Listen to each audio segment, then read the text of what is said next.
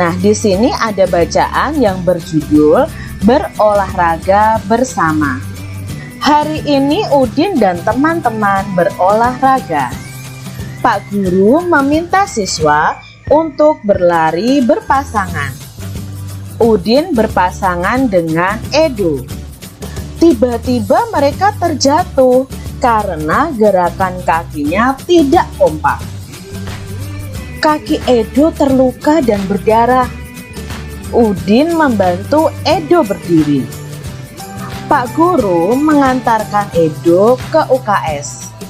Pak Guru pun mengingatkan siswa lainnya, berhati-hatilah ketika berlari. Samakan langkah kalian terlebih dahulu. Nah, dalam bacaan ini terdapat kalimat perintah. Mana adik-adik yang termasuk kalimat perintah dalam bacaan ini? Ya, berhati-hatilah ketika berlari. Lalu masih adakah kalimat perintah dalam bacaan ini? Ya, samakan langkah kalian terlebih dahulu. Nah, kita ingat ciri-ciri kalimat perintah itu bisa diberi kata lah atau katakan dan diakhiri dengan tanda seru jika ditulis. Jadi kalimat perintah itu kalimat yang kita minta tolong orang lain untuk melakukan sesuatu untuk kita. Pembelajaran hari ini sudah selesai. Apa yang dilakukan Udin dan teman-teman sebelum pulang? Nah, dalam gambar ini Udin dan teman-temannya melakukan apa adik-adik?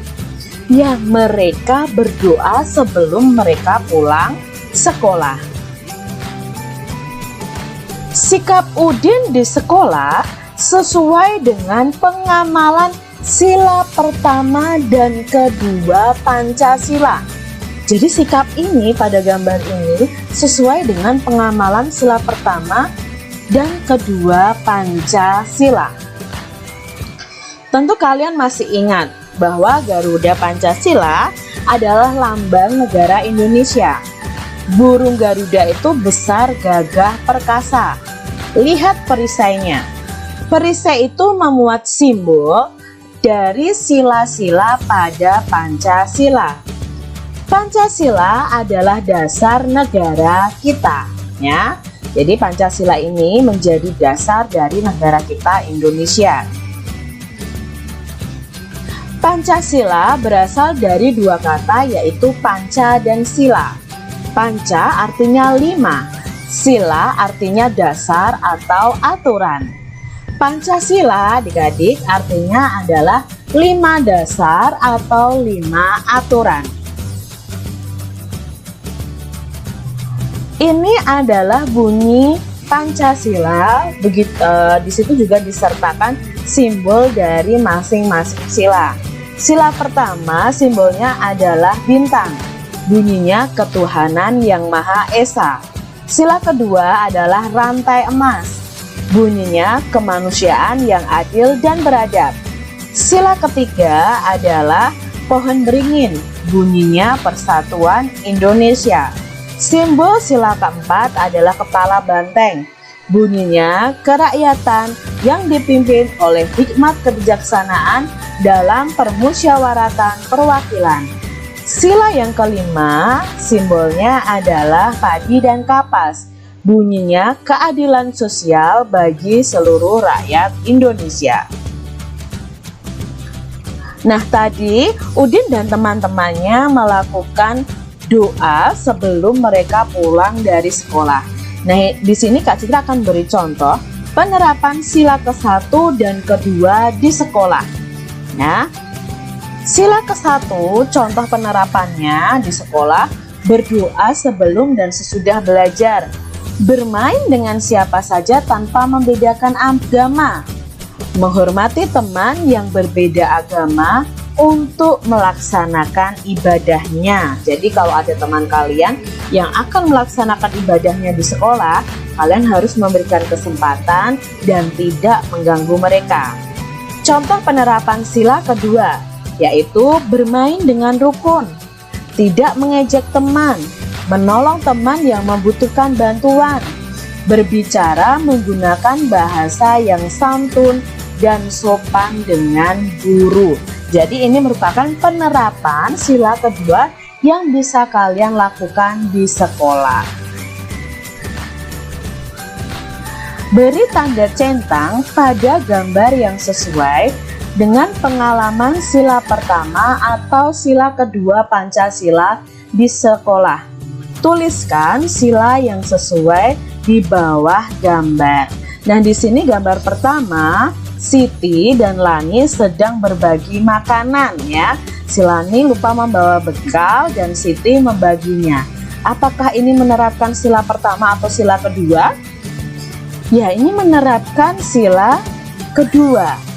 Gambar yang berikutnya, Udin dan Edo bermain bersama meskipun berbeda agama. Di sini menerapkan sila pertama atau kedua? Ya, di sini menerapkan sila pertama Pancasila karena berhubungan dengan agama. Udin dan teman-temannya selalu menjaga kerukunan. Contohnya bersama-sama melakukan tugas piket kelas. Perhatikan gambar di bawah ini. Apa yang dilakukan oleh para siswa? Ya, dalam gambar ini para siswa sedang piket kelas. Ada yang membersihkan meja, ada yang mengepel lantai, merapikan rak buku, merapikan almari. Pernahkah kalian melakukan piket kelas bersama dengan teman kalian? Tentunya pernah ya adik-adik ya. Udin menjadi ketua kelas. Ia bertanggung jawab mengatur dan mengawasi kegiatan piket kelas. Bacalah percakapan di bawah ini dengan nyaring. Udin berkata, "Teman-teman, bersihkanlah kelas sesuai pembagian tugas." Siti menjawab, "Siap Din, aku akan menyapu." Edo juga menjawab, "Aku akan menghapus papan tulis sampai bersih." Beni berkata, "Aku akan membereskan lemari buku."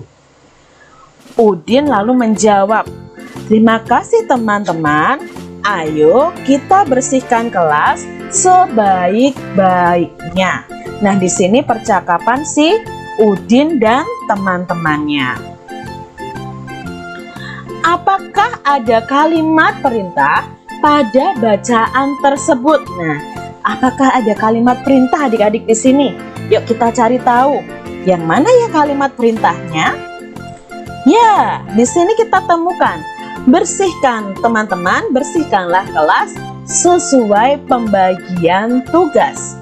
Lalu, apakah ada lagi? Nah, kalau di sini ada kata ayo, berarti kalimat ajakan. Ayo kita bersihkan kelas sebaik-baiknya. Itu kalimat ajakan. Udin berkata, "Teman-teman, bersihkanlah kelas sesuai pembagian tugas." Nah, arti kalimat perintah yang Udin ucapkan adalah, nah kita mau mencari tahu nih artinya apa. Udin memerintahkan teman-temannya untuk membersihkan kelas sesuai pembagian tugas.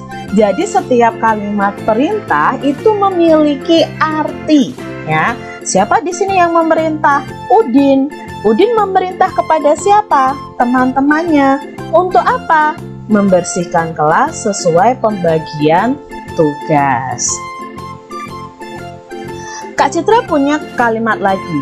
"Bukakan pintu itu, Andi," kata Bu Guru. Maka arti kalimat perintah di atas adalah, siapa yang memerintah adik-adik? Ya, Bu Guru. Bu Guru memerintah siapa? Andi. Untuk apa? Membukakan pintu. Jadi, arti kalimat perintah di atas adalah Bu Guru memerintahkan Andi untuk membukakan pintu. Bagilah bekal ini dengan teman-temanmu ya Udin, kata ibu. Nah, kalimat perintah ini mempunyai arti siapa yang memerintah adik-adik? Apakah Udin? Bukan, yang memerintah adalah ibu. Ibu memerintah Udin untuk apa? Untuk membagi bekalnya bersama teman-teman. Jadi arti kalimat perintah tersebut adalah ibu memerintahkan Udin untuk membagi bekalnya, ya. Itu adalah arti kalimat perintah.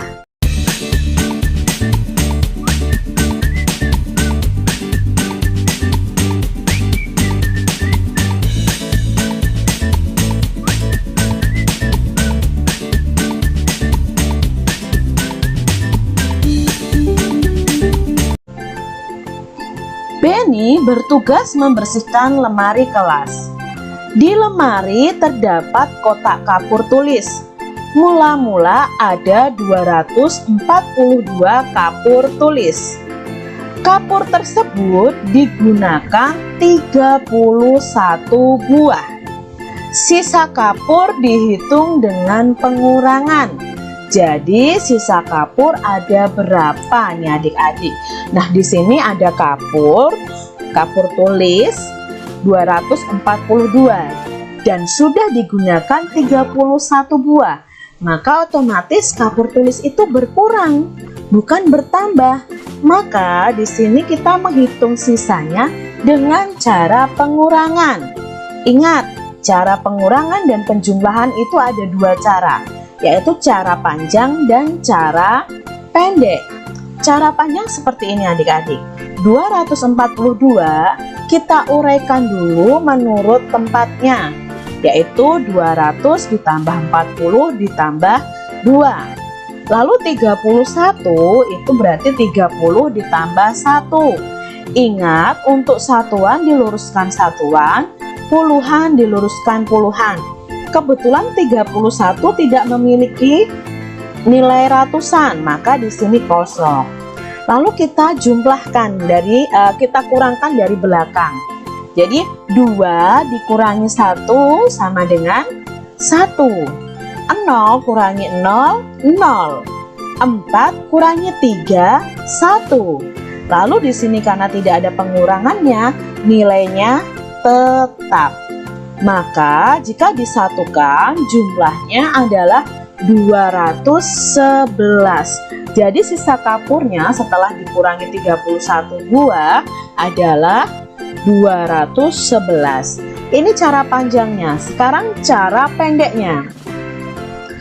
Kita buat bersusun terlebih dahulu seperti ini. Lalu kita kurangkan dari satuannya dari belakang. 2 dikurangi 1, 1. 4 dikurangi 3, 1. 2 karena ratusan ya, tidak dikurangi sama sekali, maka nilainya akan tetap. Berarti sisanya adalah 211. Ini cara panjang dan cara pendek. Kebetulan di sini tidak ada teknik meminjam. Jadi ini bisa langsung dikerjakan adik-adik. Coba kalian lebih mudah yang mana? Pakai cara panjang atau cara pendek? Kak Citra punya soal nih. 290 dikurangi 70. Kita kurangi dulu dari satuan. 0 kurangi 0, ya 0. Lalu 9 kurangi 7. Kak Citra ibaratkan Kak Citra punya apel 9 lalu dimakan 7. Maka sisa apel Kak Citra adalah ya 2. Nah, di sini karena angka 2 tidak ada pengurangannya, maka angkanya tetap. Berarti 290 dikurangi 70 adalah 220. Contoh berikutnya, 479 dikurangi 245. Kita kerjakan pengurangan satuan dengan satuan terlebih dahulu. 9 dikurangi 5 sama dengan berapa adik-adik? Ya, 4. Lalu 7 dikurangi 4 sama dengan 3. 4 dikurangi 2 sama dengan 2. Berarti hasilnya setelah dikurangkan adalah 234. Nah, di sini Kak Citra punya soal yang berbeda. Benny bertugas membersihkan lemari kelas. Di lemari terdapat kotak kapur tulis. Mula-mula ada 242 kapur tulis. Kapur tulis itu digunakan 38 buah. Kalau tadi digunakan 31 buah, tapi sekarang digunakan 38 buah. Jadi sisa kapur ada berapa? Nah, ini otomatis kita kurangi. Kita buat dengan cara panjang dan cara pendek. Cara panjang seperti tadi adik-adik, kita uraikan terlebih dahulu. 242 sama dengan 200 tambah 40 tambah 2. 38 sama dengan 30 ditambah 8. Lalu kita kurangkan nih. Nah, nanti akan ketahuan. Bedanya apa Kak Citra? Sekarang di sini ada pengurangannya 2 dikurangi 8. Apakah bisa adik-adik punya 2 apel terus kalian makannya 8? Tentu tidak bisa adik-adik. Lalu bagaimana Kak Citra? Nah, ini kita meminjam angka di puluhan. Di angka 4 ini. Angka 4 ini kita pinjam nilainya nanti 10. Atau kita nanti bisa di angka 4 ini kita pinjam 1. Ya, seharusnya kita pinjam puluhan jadi 10. Nah, di sini kalau kita pinjam 1 otomatis angka 4-nya masih sisa 3. Karena 4 dikurangi 1 sama dengan 3. Lalu puluhannya kemana Kak Citra? Puluhannya kita taruh di angka 2. 10 ditambah 2 sama dengan 12. Nah, jadi Kak Citra beri angka kecil 1 di depannya sama dengan 12. Baru kita kurangkan. 12 dikurangi 8 berapa adik-adik? Ya, 12 dikurangi 8 nanti nilainya 4. 0 dikurangi 0, 0. Apakah di sini 4 dikurangi 3? Tidak, karena ini sudah dipinjam tadi. 3 dikurangi 3, 0 juga. Lalu 200 karena tidak ada pengurangnya, nilainya sama. Nah, jadi seperti ini adik-adik. Ya, 12 kurangi 8, 4. Di sini tadi sudah berubah jadi 30 kurangi 30, 0. Lalu 200. Baru kita tuliskan 204 itu sisanya. Ini namanya pengurangan dengan teknik meminjam. Sekarang kita lihat cara pendeknya. Kita tulis dulu dengan bersusun 242 dikurangi 38. Kita kerjakan dari satuannya dulu. 2 dikurangi 8 otomatis tidak bisa. Maka pinjam 1 di angka puluhannya. Jadi kalau 4 ini dipinjam 1, Kak Citra coret begini, maka sisanya adalah 3. Lalu 1 yang kita pinjam diletakkan di satuannya. Jadi angka 12 karena yang kita pinjam adalah puluhan. Nah, 12 dikurangi 8. Berapa 12 dikurangi 8? Iya, 4. 3 dikurangi 3, 0. Lalu sisanya 204. Kita lihat contoh berikutnya. 419 dikurangi 122. Kita mulai pengurangannya dari satuan. 9 dikurangi 2 sama dengan berapa adik-adik? Punya jeruk 9 dimakan 2. Ya, sisanya 7. Lalu di sini 1 dikurangi 2. Jangan kalian balik adik-adik, 2 kurangi 1 nilainya 1. Salah adik-adik, di sini 1 kurangi 2. Bisa atau tidak? Tidak bisa, maka pinjam 1 ratusan di angka 4 ini. Nah, angka 4 ini kita coret. Kalau dipinjam 1 angka 4 ini maka sisanya 3. Nah, karena pinjam 1 letakkan di angka puluhannya. Jadi 11. 11 dikurangi 2 sama dengan 9. 3 3 dikurangi 1 sama dengan 2. Begitu cara bersusun pendeknya. Contoh lagi, 161 dikurangi 138. Kita kurangi dulu dari satuannya. 1 kurangi 8. Apakah bisa adik-adik? Tidak bisa. Maka kita pinjam 1 puluhannya. 6 dipinjam 1 masih sisa 5. Kita tuliskan di atasnya supaya nanti tidak lupa. Lalu yang kita pinjam taruhkan di belakangnya. Berarti ditambahkan 1 ada angka 11. 11 dikurangi 8 sama dengan 3. Lalu kita kurangi puluhannya. Apakah puluhannya 6? Bukan, puluhannya 5. 5 dikurangi 3 sama dengan 23. Lalu yang terakhir ratusannya 1 kurangi 1. 1 kurangi 1, 0. Kalau depan sendiri 0-nya tidak perlu ditulis. Maka jawabnya 23.